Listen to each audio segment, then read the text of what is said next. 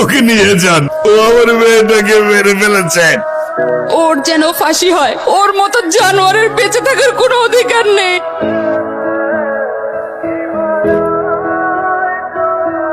আরিয়ানকে নিয়ে আসো।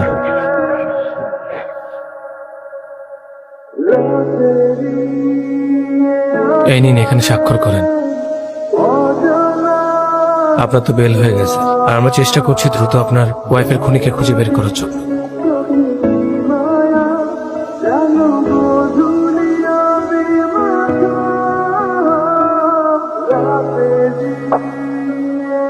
তুমি চলে যাওয়ার পর আর বাড়ি ভাড়া দিতে পারিনি। খুনের কথা শুনলে লোকে ভয় পায়, কেউ আর থাকার সাহস পায় না।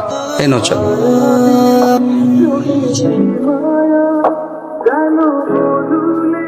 কি নাম তোমার? আরিয়ান শেখ। তুমি মুসলিম? জি আঙ্কেল। ও কি জানে না তুমি খ্রিস্টান? একজন মুসলিমকে বিয়ে করবে তুমি? বাবা, আমি ইসলাম ধর্মে কনভার্ট হব। কি বললে? এখানে ওর কোনো দোষ নেই, মারতে হয় আমায় মারো না। প্লিজ আঙ্কেল, একটু বোঝার চেষ্টা করো। আমি আপনার মেয়েকে কোনোদিন কষ্ট দিব না। আমি আমার সবটা দিয়ে ওকে আগলে রাখবো। I say get out, out! বাবা,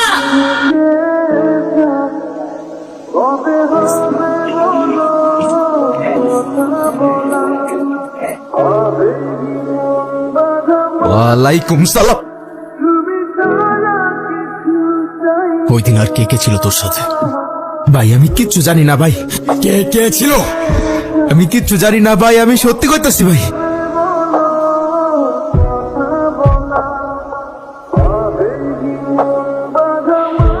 বন্ধু তুই আসছস, এতদিন পর আসছস, আমাকে একটা ফোন দিবি না? নতুন সিমে তোর নাম্বারটা ছিল না। তুই বাসা কিভাবে থাকবি? আমার বাসা চল। না রে, এখানে থাকলে মনে হয় চেনি আর আমি হয়তো এখনো একসাথেই আছি। দেখ বন্ধু, যে বাবা মাই তোর উপর দোষটা পাইতেছে, তোর ভাগ্য তো ভালো, অল্প দিনে ছাড়া পাই গেছিস। এবার জীবনটা নতুন করে সাজা। কিভাবে নতুন করে সাজাবো বল? তুই তো জানিস ও ছাড়া আমার জীবনে আর কেউ ছিল না।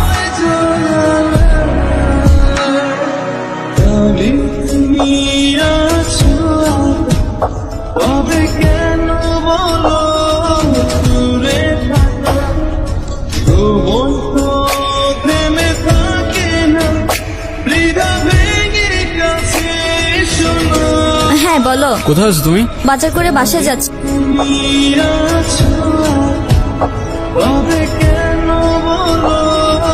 আপনারা কারা আর বাসার ভিতরে কিভাবে ঢুকেছেন?